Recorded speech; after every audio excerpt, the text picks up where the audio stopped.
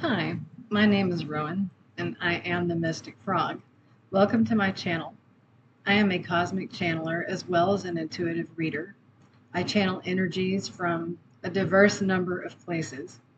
And since the Lionsgate reading, I've had a message coming through to me for several days now for a collective that is dealing with an issue that we touched on in that last reading.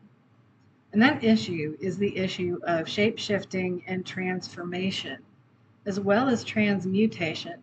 They're not exactly the same things, and we're going to go ahead and get into how. Today, the first thing I'm going to do is deliver the message that I received to you from your guides and spirit and source. And then we're going to go into the cards to see what we're going to do with this information. So the first thing that came through is that often when it comes to this issue of shape shifting and transformation, there's a forking path. And you may have dealt with people that are on one side of the path, or you may have engaged in some of this behavior yourself. And on the other side, it's a little bit more transformative and using it for growth. So the first side, the first thing that Spirit wanted me to talk about is that shape shifting that is often associated with a more negative side of it a little bit. And I'm going to talk in polarity just because that is the language that makes the most sense to most of us.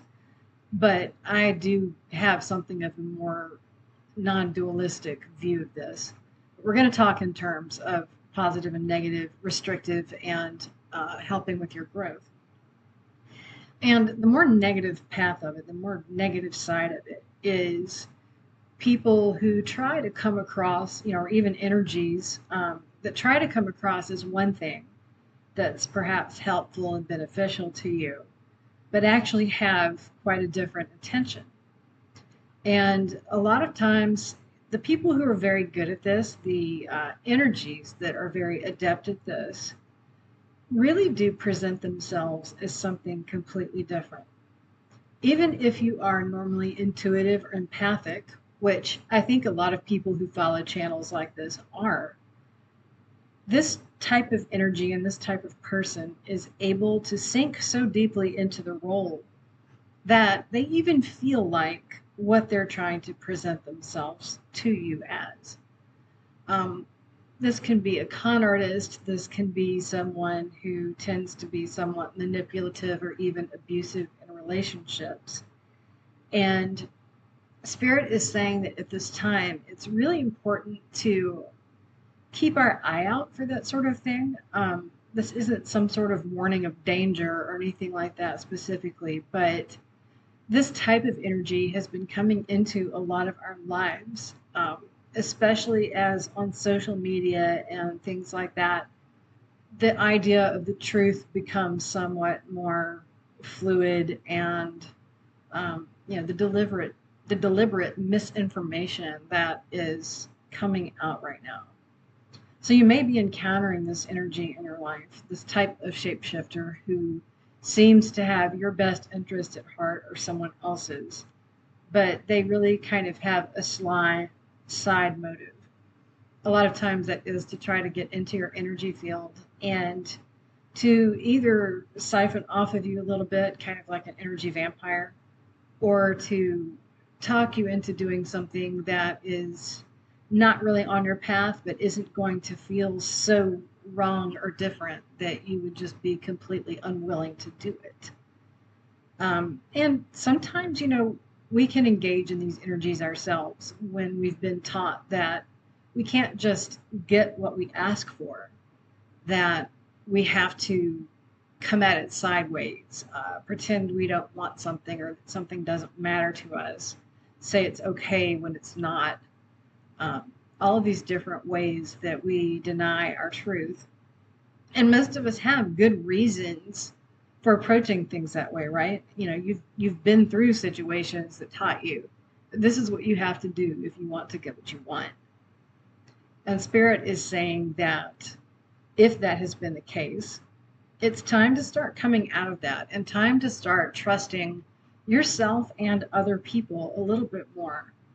There's a lot of transformative power in honest communication and in focusing on not only our own needs, but how we can get them met without having to manipulate or trick someone else into doing it. To just ask the question. And if the answer is no, to be able to accept that and be all right with that.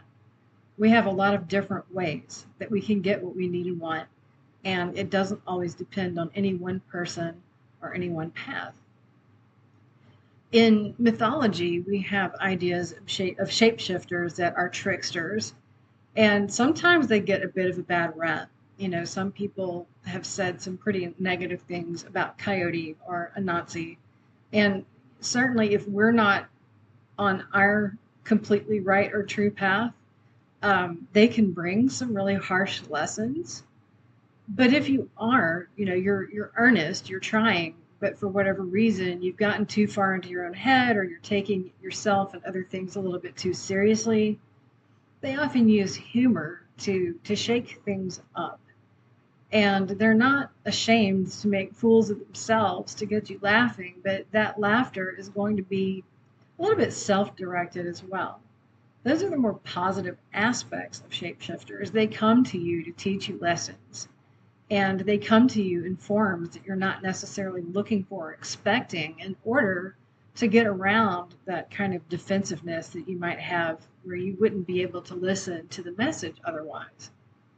These are beneficial, even if sometimes it doesn't feel that way or seem that way.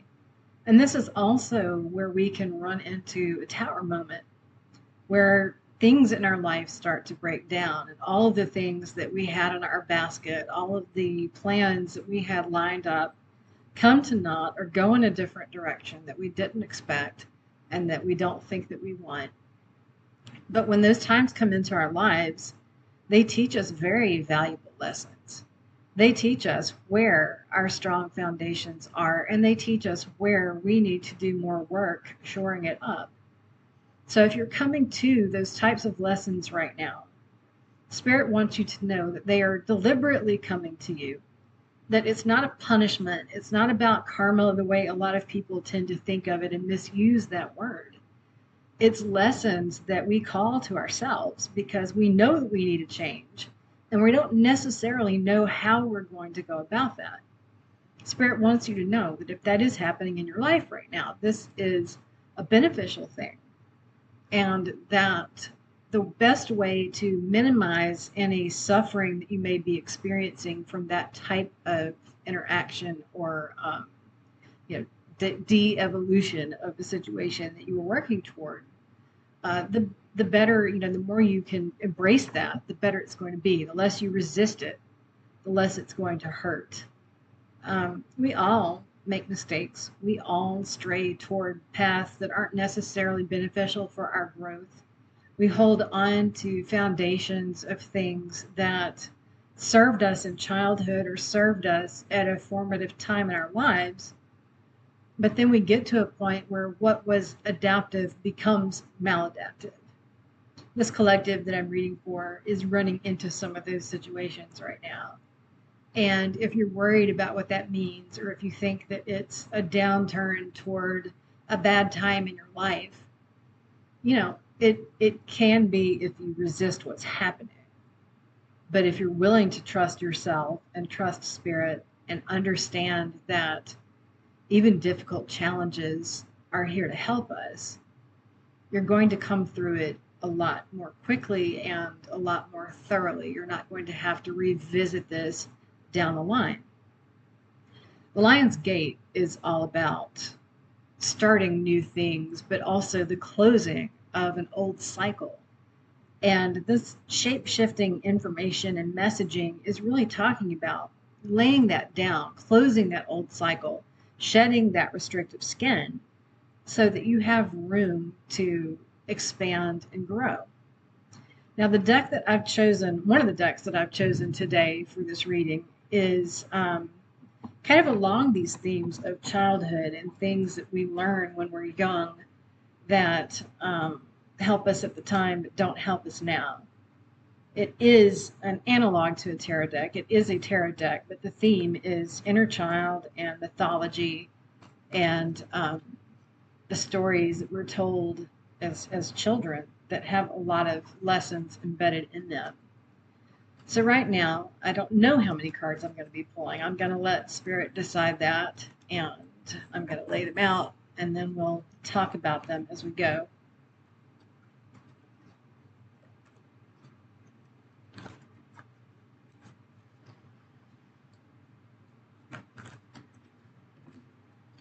Okay, I'm getting one more. This one tried to pop out, so that's what I'm going to do.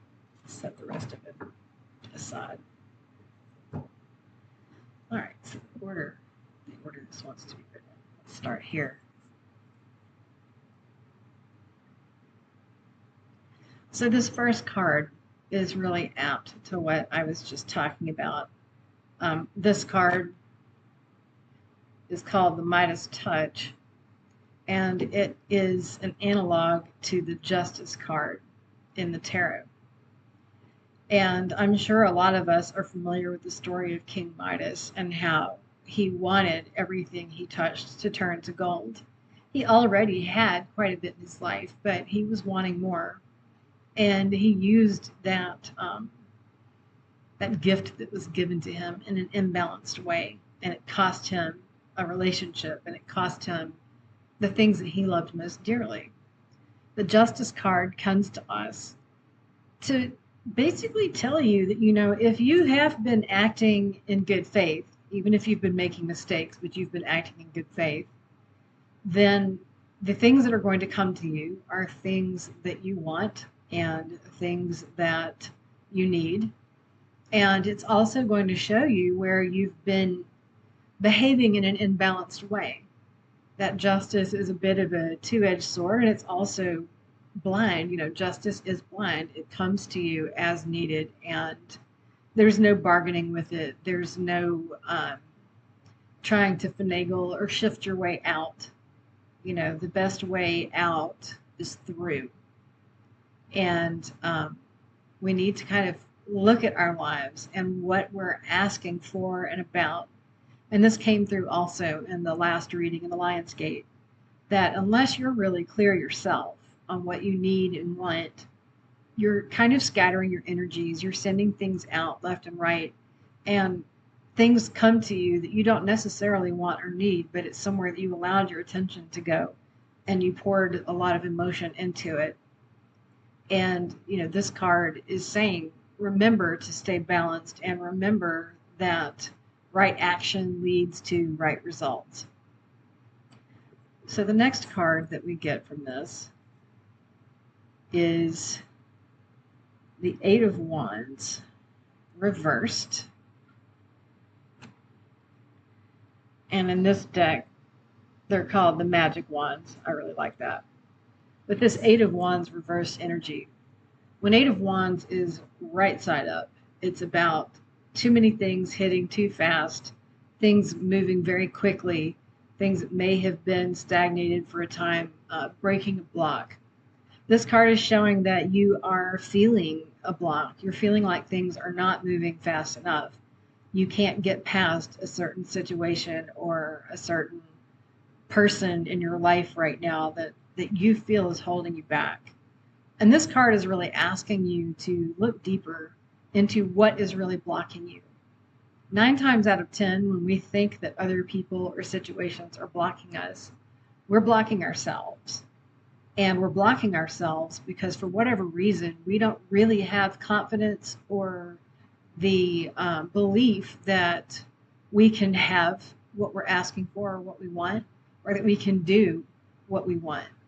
This could also be a creative block, and it's inviting you to look into what is really happening there. It's not just a matter of being in a bad phase in your life or not having a lot of energy or anything like that. Those are symptoms, not the cause.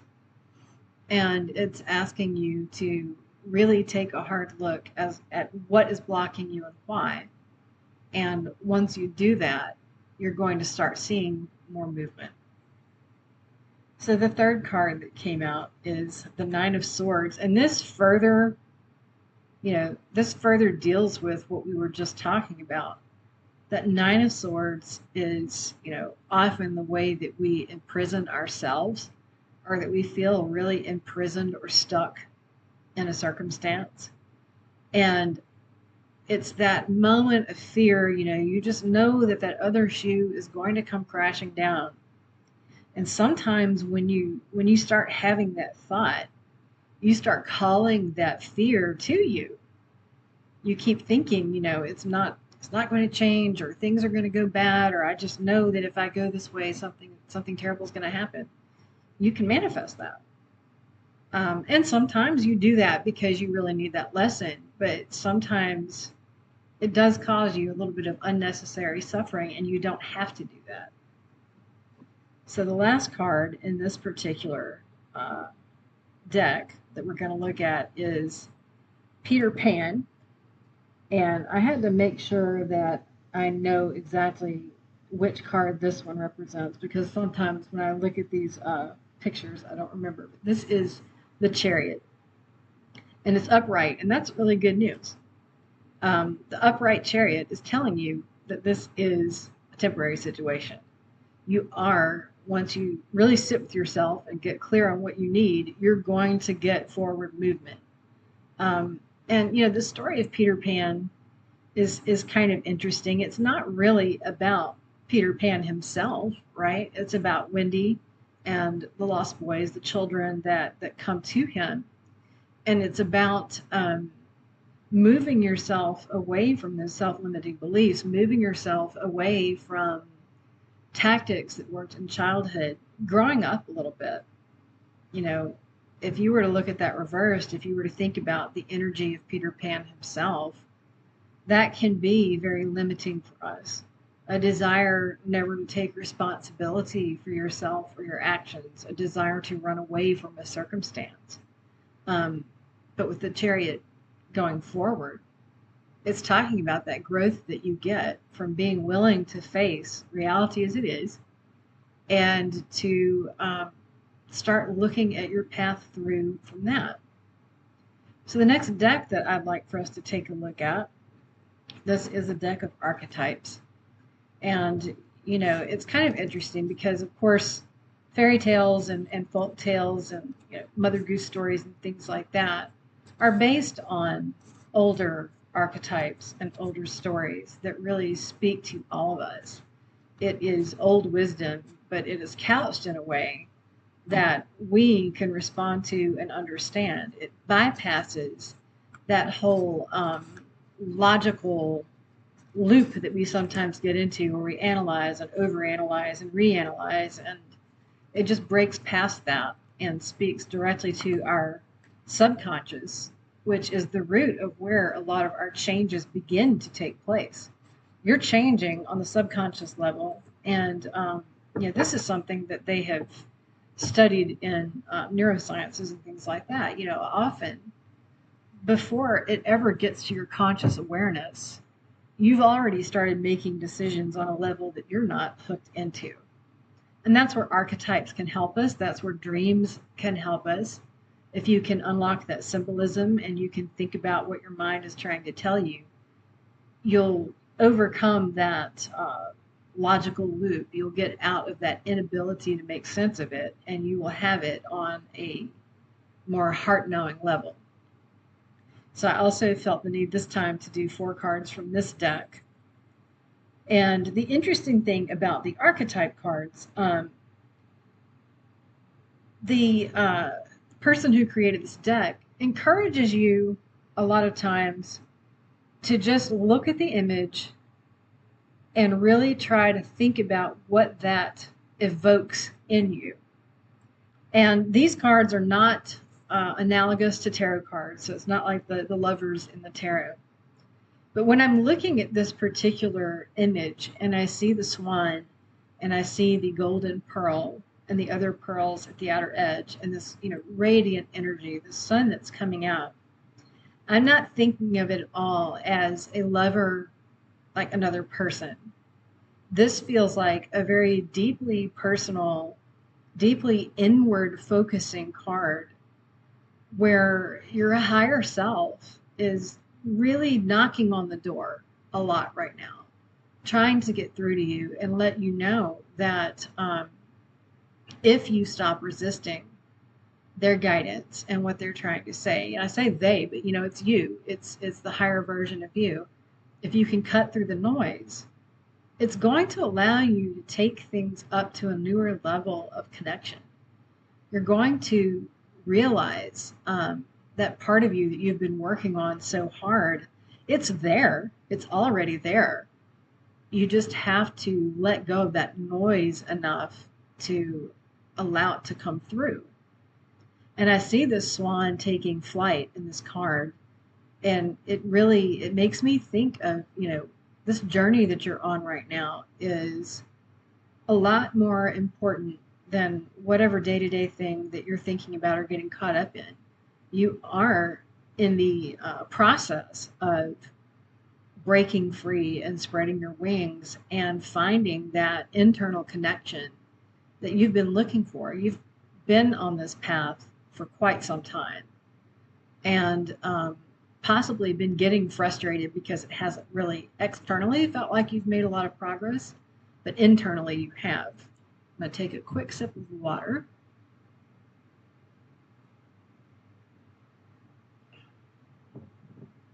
And move on to the next card.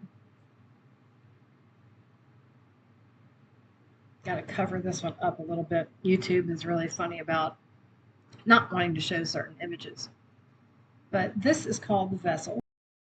And I apologize. I normally don't edit these, but I had a coughing fit, and I didn't think you would be wanting to listen to that for 2 or 3 minutes. But the Vessel is another archetype, and it's kind of like you think about the Cauldron of Caradwood, where you have a very abrupt transformation.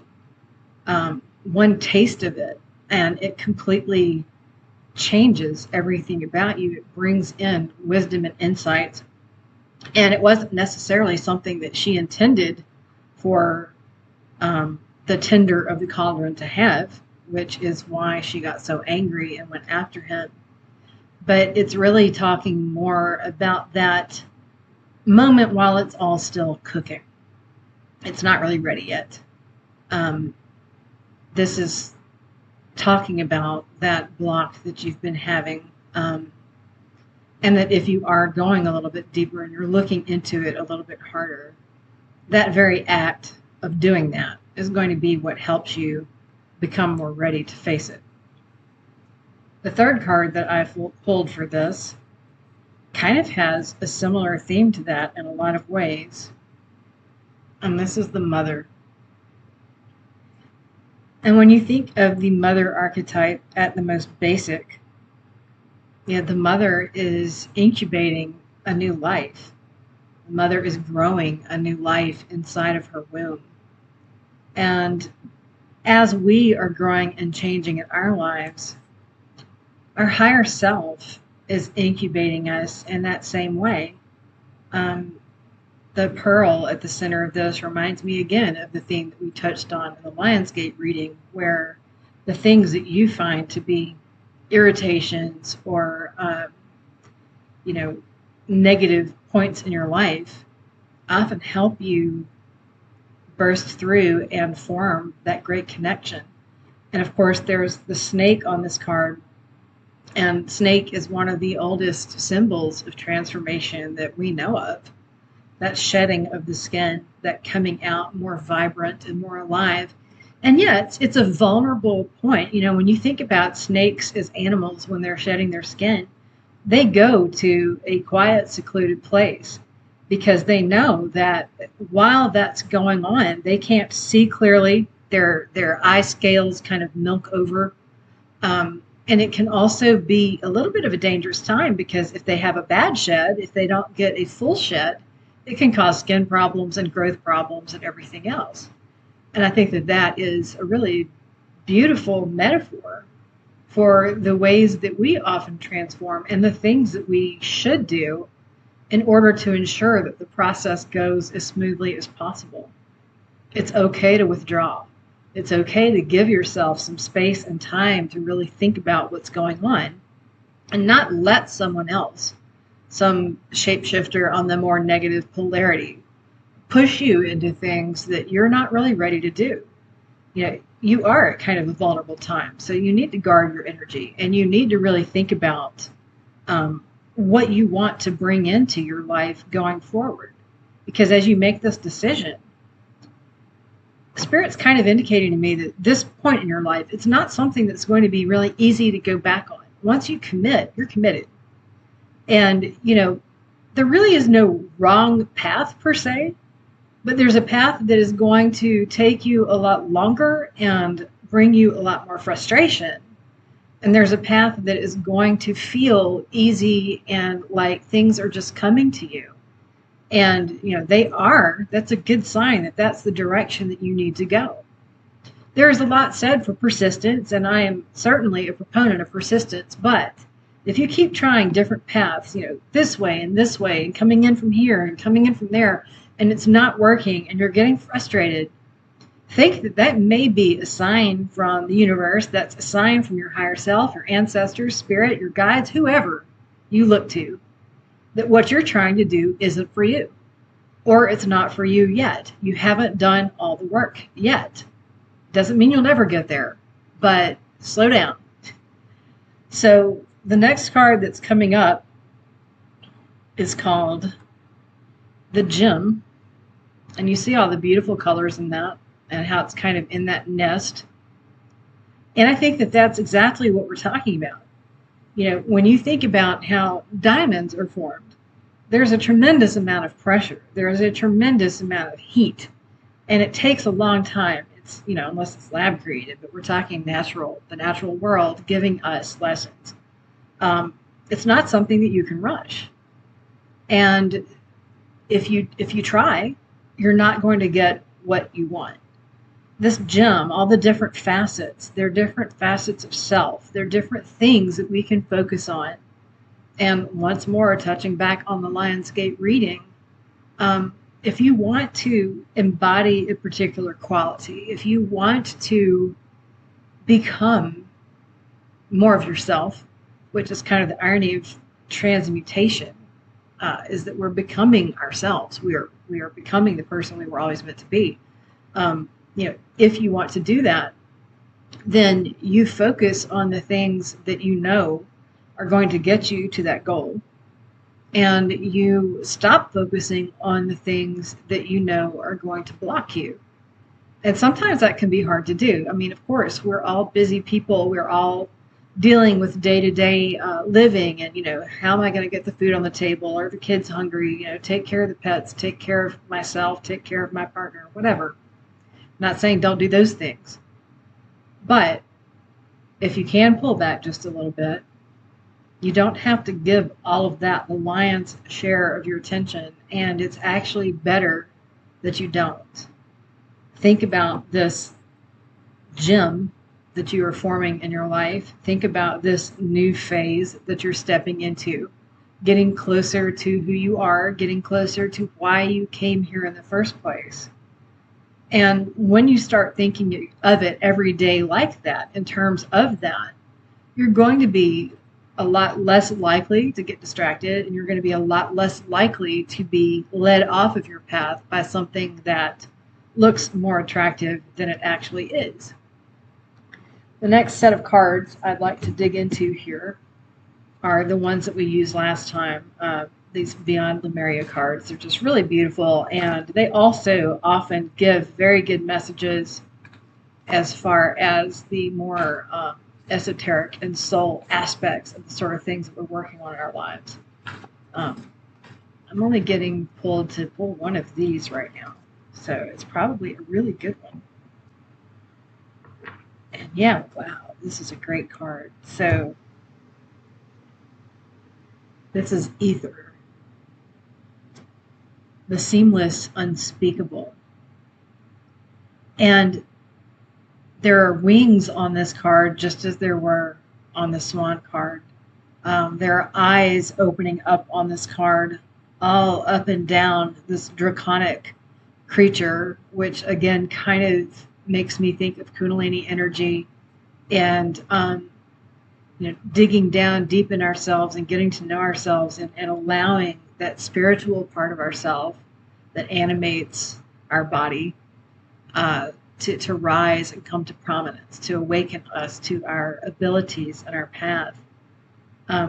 Ether, the seamless, unspeakable, there's a bit of a mystery in this too. And this card is inviting you to allow that mystery to exist.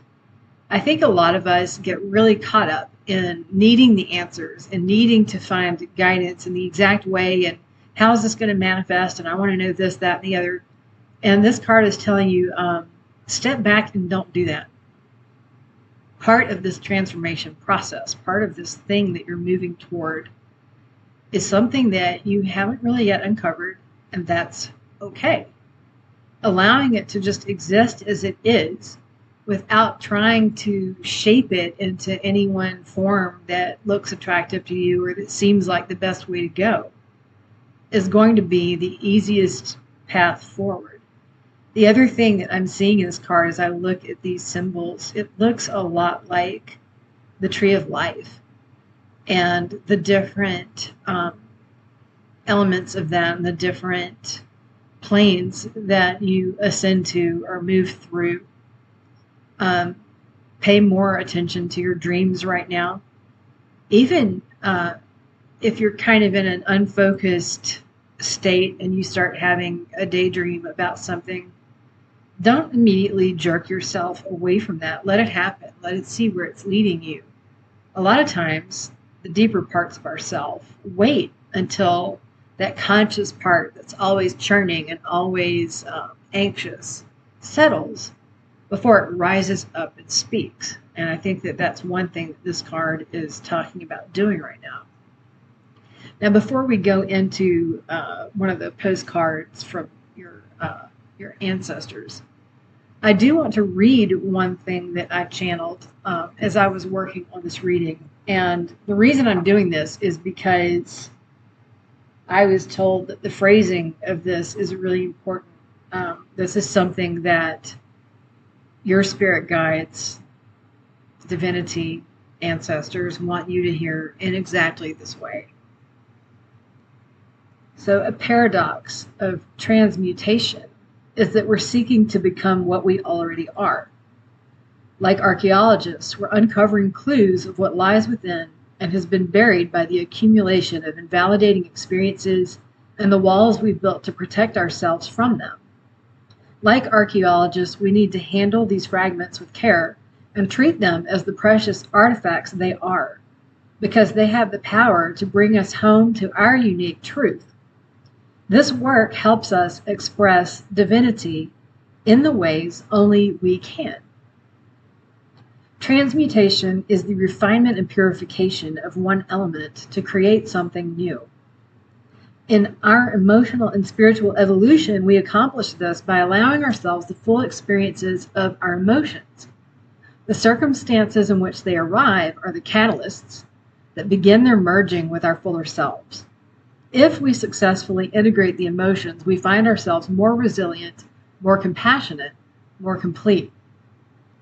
One way to know that an emotion has been integrated is to revisit the circumstance that birthed it and realize that you don't feel the same way.